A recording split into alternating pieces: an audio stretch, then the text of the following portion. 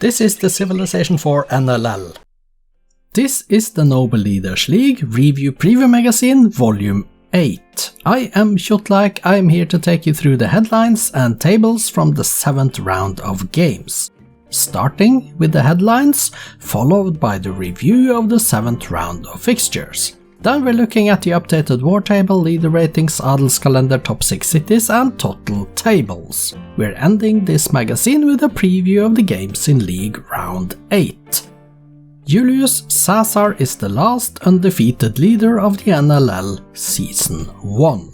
His win at Huao II took him to the top of the league. As our new First Division TOTL, he is the only leader to not having lost a game. Round 7 saw Ashoka defeated Basar Jacob in India, Roosevelt getting a surprise win hosting Suryavarman II in Division 2, and Montezuma shockingly losing domination when Lincoln came visiting. How far can Julius Caesar take this unbeaten run of his? He will face a tough challenge in round 8 already as he prepares to host Justinian I in Rome. Shaka showed his true colors early game when visiting Ragnar in the 3rd division.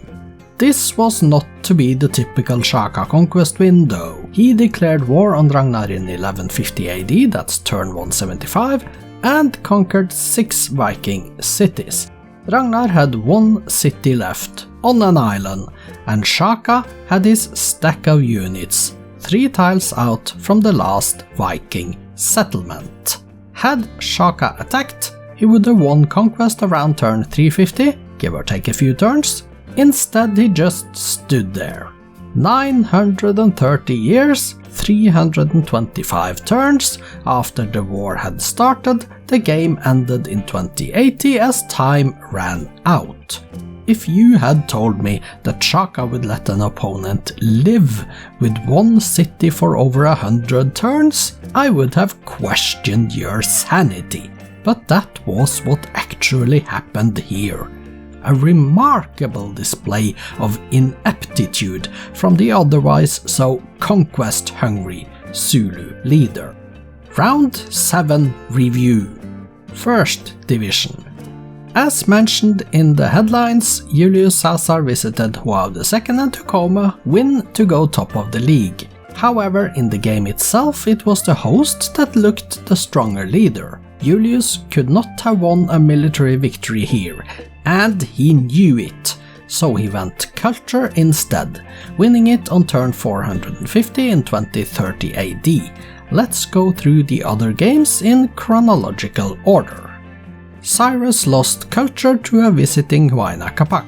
This was Cyrus's 3rd consecutive defeat, while Huayna Capac now is unbeaten in his last 3. Still, he has a lot of ground to make up if he wants to challenge for the title after his poor start of the season. But if anyone can, Huayna Capac is the one to do it. Pericles got himself out of the bottom 3 as he won domination hosting Saladin. After having lost his previous 4 games, it was a welcome sight for his fans to see him able to get such a great win against the former TOTL. Pakal II had a good early game, but once again he was swayed to give away a Diplo win to his opponent, this time benefiting Gilgamesh. In 5 out of Pakal's 7 games, the victory condition reached has been diplomatic. He has only won 1 of those himself. It is too early to tell if this is going to be a problem for him this season, but it is a worrying possibility. For Gilgamesh, this was his 3rd win in a row and took him up to the top half of the table for the first time this season. Peter won Diplo hosting Qin Shi Huang, which left him 7th in the league, while Qin is only above the relegation zone by virtue of a better score turn difference than Catherine. Willem van Oranje had Mansa Musa over for round 7. Both points stayed in the Netherlands as Willem won domination on turn 431. The Dutch leader stays 4 points behind Julius Caesar in 6th place, while Mansa is bottom of the league with his 3 points. There is only 1 point separating the bottom 5 leaders though, so nothing is lost yet. Suleiman won Diplo hosting Catherine. He stays mid-table, while Catherine drops down into the bottom 3 for the first time since Game 1, after her 4th consecutive defeat. Ashoka lost culture to Sarah Jakob. He lost his number 1 spot in the league. He lost his status as undefeated. He ended with 5 total awards in a row. He still has a superior score turn difference compared to Julius Caesar, and Ahsoka win and the Julius Caesar defeat in the next round will see him back on top. An Ashoka win he can surely manage, but a Julius Caesar defeat? Sarah Jakob is 4th in the table. He is one of 2 leaders challenging for the title with a negative score turn difference, the other being Justinian I. Speaking of Justinian I, he won domination hosting Hannibal to improve his score turn difference somewhat.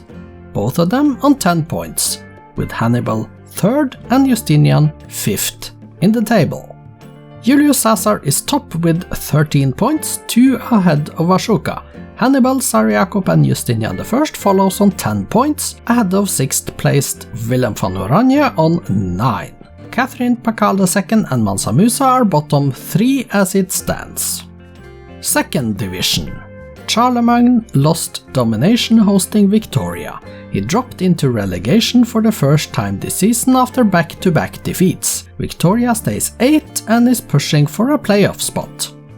Ramses II hosted Hammurabi and lost culture in a game that could have gone either way. He stays mid-table in 10th, while Hammurabi ended his 4-game losing streak and got himself out of the relegation zone to land in 14th place for the moment. Churchill won culture at home to Gandhi. He needed that encouragement as he had lost his previous 3 games. Mao Zedong won a 1935 turn 355 conquest hosting Wang Con. This was his 4th consecutive win and he is now 4th in the table, looking like a good candidate for getting into the top 2 should either one of Bismarck or Suryavarman II fail to continue their good form. Wang Con is not only bottom of the table with 2 points, he is also 3 points, that is 2 games, below safety. With 4 defeats last 4 games, his next at Louis XIV is going to be an important one.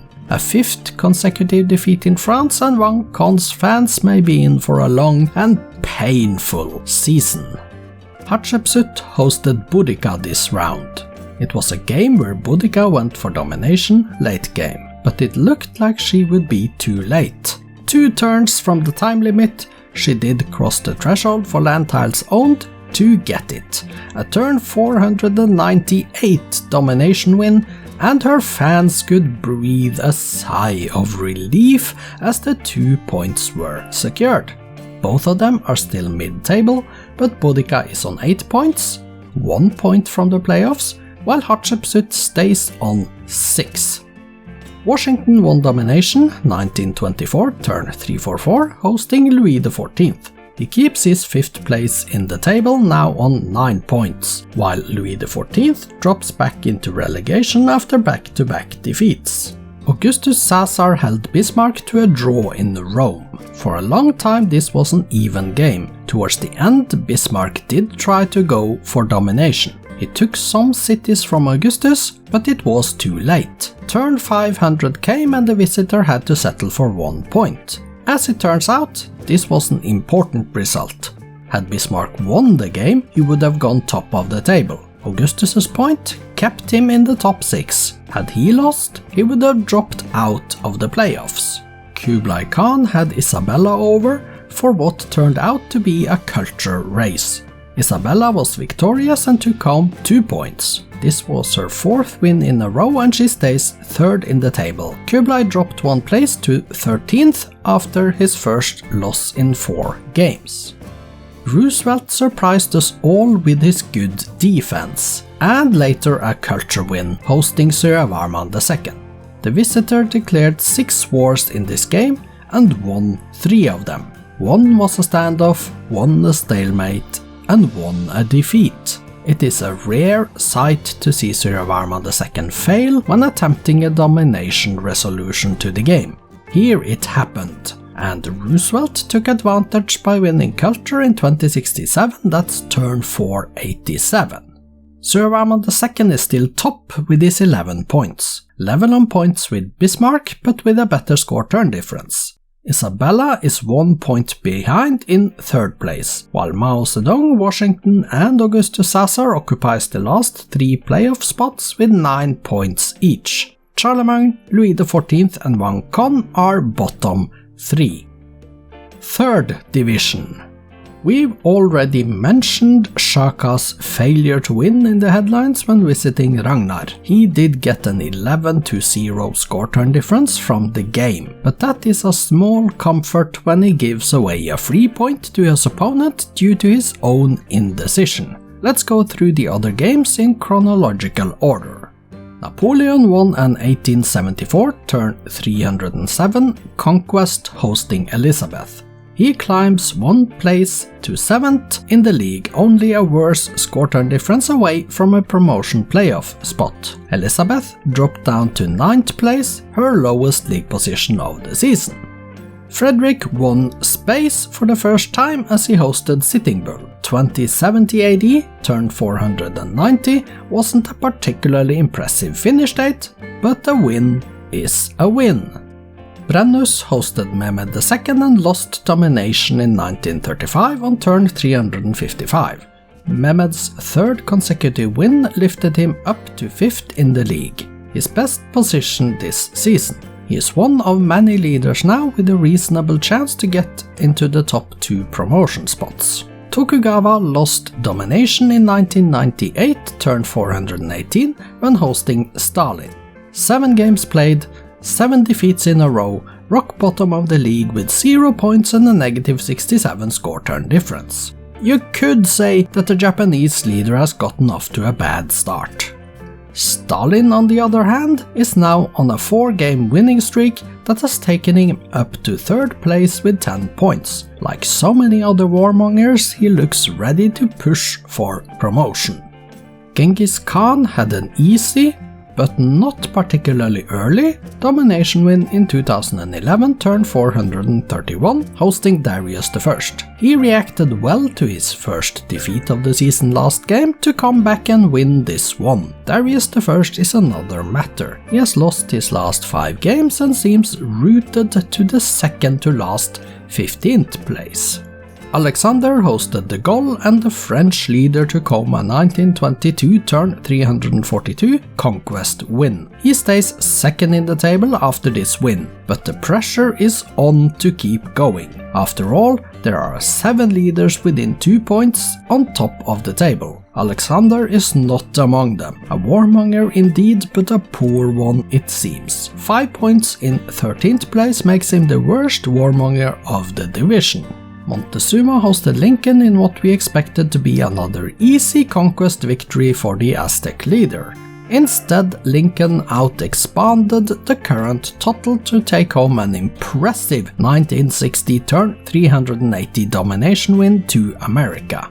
And while Lincoln did declare the only war of the game, it ended as a standoff. He just expanded his way peacefully into domination. Montezuma got off to a slow start and was the weaker leader throughout the game. He never declared war as he was likely to lose it. Montezuma is still top of the division with 11 points, 1 point clear of the Gaulle, Stalin and Genghis Khan, with 1 further point down to Mehmed II, Shaka and Napoleon. After next game, the TOTL is up for grabs should Monty fail yet again.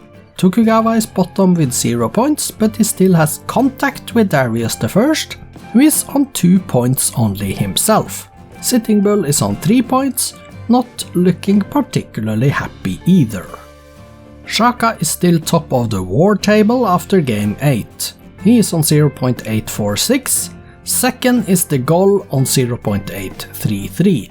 Suryavarman II is 3rd but has dropped to a ratio of 0.688. There are 18 leaders with a victory ratio of 0.5 or better. One leader has never lost a war after 7 games, Isabella. She has only been involved in 3 wars, resulting in 2 victories and 1 standoff. She has never defended, though. There are 4 leaders left, never having won a war: Hammurabi, Louis XIV, Cyrus, and Suleiman. Other stats are: most wars, 27, Alexander and Montezuma, 26, Frederick. Most victories, 14, Montezuma, 12, Julius Caesar, and 11, Shaka, Shirvarman II, and Genghis Khan. Most defeats, 13, Mansa Musa, 11, Alexander and Darius I. Most cities captured, 68, Mehmed II, 63, Shirvarman II, 62, Shaka and Genghis Khan. Most cities lost, 57, Frederick, 55, Brennus, and 53, Darius I. The highest percentage of turns in war, 53.4% Shaka, 50.9% Boudica, and 44.8% Mehmed II. Most actual turns in war, 1525 Shaka, 1423 Boudica, and 1309 Ragnar. Top of the leader ratings is Julius Caesar with 1624 points. Ashoka 1578 and Bismarck 1571 follows in second and third. 9 leaders are at 1550 points or above, 25 leaders are above 1500. It comes as no surprise to see Tokugawa still on the bottom of the ratings. He is on 1407 points and have thus not dropped below the 1400 point barrier yet. Things are looking bleak for Wang Con, 1411 points, Pakal II 1413, and Mansa Musa 1419 as well. In the near future, the first qualifying round for the Noble Leaders' Cup will start up. It is scheduled to be completed between League Games 12 and 13, but the first few games will begin to be played after the completion of League Round 8. Once that happens, we will have one leader rating table that includes every leader, and one which only includes the 52 league leaders. The latter will be called Leader Ratings X and L, where the X and L part stands for excluding non-league. It is the X and L rating tables that will be shown after each league round, and the complete table, including all non-league leaders, will be shown whenever there is a cup round being finished. The Adelskalender is unchanged at the top after the 7th league round. Shirvarman II is top with 1950 points, Willem van Oranje second with 1955, and Hannibal third with 2004. Of those improving in Game 7, we find Gilgamesh in 6th with 2041 points after his turn 236, Diplo win Justinian I in 9th with 2085 points after a turn 390 domination, and Churchill in 10th with 2129 points after a turn 397 culture win. Tokugawa is still the only leader left on 2500 points. The first division TSC table shows Julius Caesar on top with 154 points. Wainakapak is second with 138 and Ashoka third with 125. Cyrus is at the bottom with 56 points.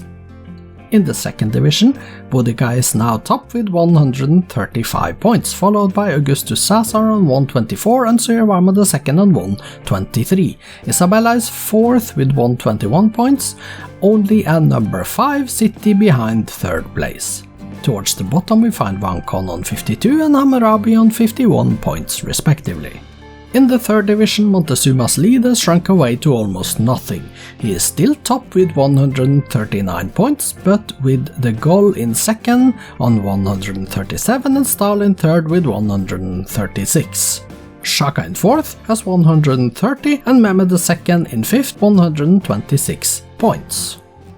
Julius Caesar gained his first total award this round and is in shared 2nd place with Saladin on 1 each. Ashoka is still well clear with his 5 awards. Suryavarman II stayed total in the 2nd division and has 5 consecutive totals to his name now. Roosevelt is on 2 in 2nd. Montezuma got his 5th total for a total of 5 despite losing to Lincoln. De Gaulle is 2nd in the league as well as in the total table for the 3rd division, and he has plans to get back to the top of the table to close the gap in total awards between himself and Montezuma. Round 8 Preview. 1st Division. Round 8 in the 1st Division opens with a game between Qin Shi Huang and Huayna Capac in China.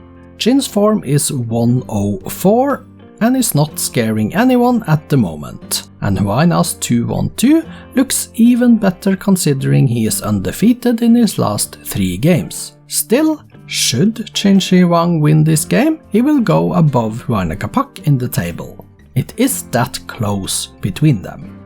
Catherine takes on Pericles in Moscow as she is looking for a way to end her 4-game losing streak. Her fans are a bit on the edge now, especially since she dropped down into the bottom 3 again. Her 104 form is the same as Pericles' 104, but where she has not won in 4 games, Pericles' win came in round 7. Bottom of the table Mansa Musa will host Suleiman.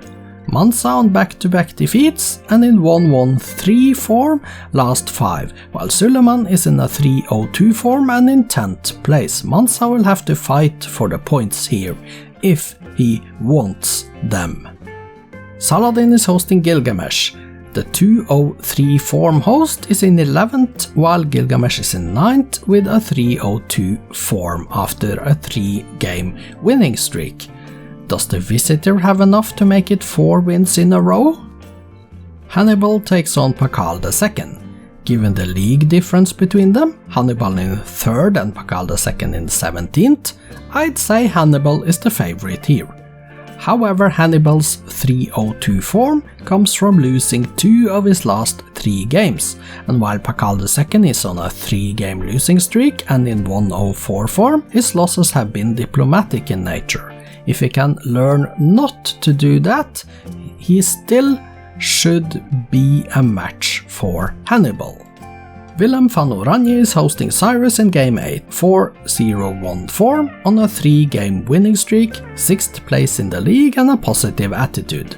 Willem is my favorite against Cyrus in 2-0-3 form on a 3-game losing streak, 12th place in the league and with questions being asked as to his abilities to compete at this level.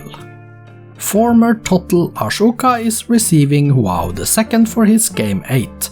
Despite not having won in his last 2 games, for a form of 3-1-1, Ashoka is still my favorite here. Huao II is in 1-1-3 form with no wins in his last 4 games and a back-to-back defeats. Sarah Jakob welcomes Peter, Sarah with 4 consecutive wins in 4-0-1 form. 4th place in the league with 10 points looks a favorite to me. Peter is 7th with 8 points though. He does have back-to-back wins and have a 2-1-2 form last 5. There could be an upset here. The new total Julius Caesar will defend his number 1 spot hosting Justinian I. 3 points separates them in the table as Justinian is 5th with 10. Julius Caesar has a 4-1-0 form versus Justinian's 4-0-1, both leaders having won 4 out of the last 5 games. This is going to be a tough game for both of them. If Julius prevails, he will have earned his 2nd total, that's for sure. 2nd Division. The 2nd Division opens with Charlemagne taking on Kublai Khan. The Holy Roman Emperor is in 16th place with 4 points and a 1-1-3 form. Kublai is 13th with 5 points and a 2-1-2 form last 5. This is a game none of them can afford to lose if they want to avoid relegation this season. Losing to a promotion chasing leader is one thing, losing to a near bottom table neighbor is another. Louis XIV will host one con. If the first game was a must-win, this is surely even more so. The bottom two leaders, Louis 17th on 4 points, Wang 18th on 2, against each other in a game that may lift Louis XIV out of the bottom 3 or lift one con level on points on Louis XIV. Form-wise, Louis XIV is on 203 while Wang Con has 104. Wang's 4 consecutive defeats is what makes most people hold the French leader as a slight favorite here. Boudica welcomes Churchill, the Celts versus the English, a British Isles derby that is important not to lose for either leader. Boudica is 9th in the league and in a 203 form. Churchill number 12 and also in a 203 form. I have no idea who will win this one, but I am looking forward to the game nevertheless. Gandhi receives Ramses II this round. 5 points versus Ramses 6 means a win will take Gandhi past his visitor. His 203 form is not bad, but it could have been better. Ramses II is in 10th place with a 302 form, slightly better than Gandhi's. I am not predicting a winner here. Hatshepsut takes on Mao Zedong in Egypt. She is 11th in the league in a 203 form last 5 games. Mao Zedong is in a 4-game winning streak, form 401, and is 4th in the league with 9 points. Looks like Mao is kicking his play into high gear now, aiming for the top. Mao's form dictates that he be the favorite. Victoria is getting a visit from Washington this time. She has 8 points in 8th place, Washington 9 points in 5th. She is in a 302 form after some mixed results lately. Washington is also in a 302 form. One thing worth mentioning is that Washington has never won an away game this season. He has 0-1-2 away and 4-0 at home. Victoria has won and lost both home and away. Isabella will be hosting Roosevelt. 3rd placed Isabella is in 401 form and on a 4-game winning streak at the moment. 7th placed Roosevelt is in 203 form, but have won his last 2 games. Both of them are in good form, and with only 1 point separating them in the table, I struggle to point out a clear favorite. Hammurabi takes on Bismarck at home. With 5 points in 14th place, he is fighting for survival, while his visitor is 2nd in the league on 11 points and looking set for promotion. Form-wise, Hammurabi has 104 while Bismarck has 311. The visitor should take 2 points here. TOTL Suryavarman II is hosting Augustus Caesar in the top game of Division 2 this round. Suryavarman II is 1st and Augustus Caesar 6th in the league, but only 2 points separate them in the table. It is that tight. Suryavarman II is in 3-1-1 form after not having won any of his last 2 games. Augustus has a 2-2-1 form and is undefeated in his last 3. This game could be huge. I am not about to say Suryavarman II is the favorite, even though he probably is. Too close to call for my taste. 3rd division. The opening game of round 8 is the bottom of the league clash between Darius I and Tokugawa in Persia. The host on 2 points in 15th and Tokugawa pointless in 16th after 7 games. They have equal form, both having lost 5 out of their 5 last games. It has gone so far now that all leaders facing Tokugawa are nervous about being the first leader to drop points against him. For the Japanese leader, there couldn't have come a better chance for a win than against a leader on similarly poor form as him. Another defeat here will only make his fans question if Tokugawa will ever get a win this season at all. Lincoln will host Frederick this round. The host is 8th in the league with 8 points after having won domination in his last 2 games. First at home to bottom of the league Tokugawa, then at top of the league Montezuma. Lincoln's 203 form compares to Frederick's 212 rather well. The German is 11th with 6 points after winning versus Sitting Bull last game. Sitting Bull hosts Alexander. 113 is the form for both leaders. both of them have back-to-back defeats as well. It couldn't have been closer in terms of stats. Sitting Bull is 14th with 3 points, while Alexander is 13th with 5. This is an open game. Mehmed II welcomes Ragnar to the Ottoman Empire. Mehmed is in the playoffs on 5th place with 9 points. Ragnar is number 10 with 7. Ragnar got a very undeserved point hosting Shaka last game, and he hasn't won in his last 3. Mehmed II is on a 3-game winning streak. He is my favorite here. Form is 4-0-1 for Mehmed II and 2-1-2 for Ragnar. Elizabeth receives Genghis Khan to England. She is number 9 with 7 points and in a 2-1-2 form. Genghis Khan is 4th in the table with 10 points after a 3-1-1 form last 5 games. This is a warmonger's division. I cannot help but feel that Elizabeth is not going to be given the time she needs to get her empire up and running before Genghis comes knocking. Away win? Shaka is hosting Napoleon round 8. His failure to win at Ragnar last time is still a mystery and casts some doubt over his chances this season. Still, he is 6th in the table. Napoleon is 7th. Both leaders are on 9 points. Form-wise, Shaka has 3-1-1 while Napoleon is on 4-0-1 last 5 games. This game could either give us fireworks, or it could be a boring warmonger loves warmonger Diplo win for either leader. Who knows? The Goal will host Brennes.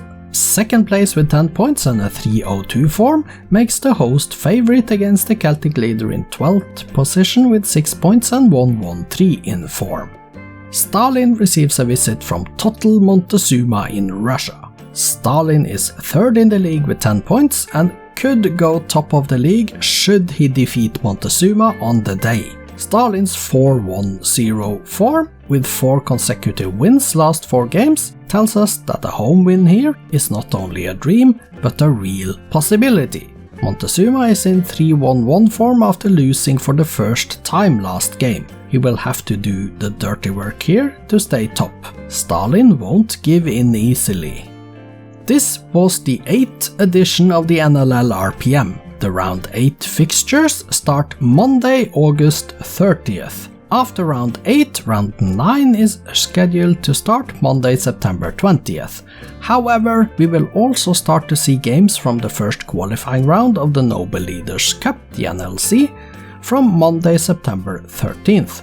Those games will run in parallel with League Rounds 9 through 12 and lead up to the conclusion between League Rounds 12 and 13. The 52 league leaders will not enter the NLC until the first round proper. I hope you will enjoy both competitions enough that I will see you back on the channel later. I am Kjotleik. This has been the NLL RPM Volume 8. Goodbye for now.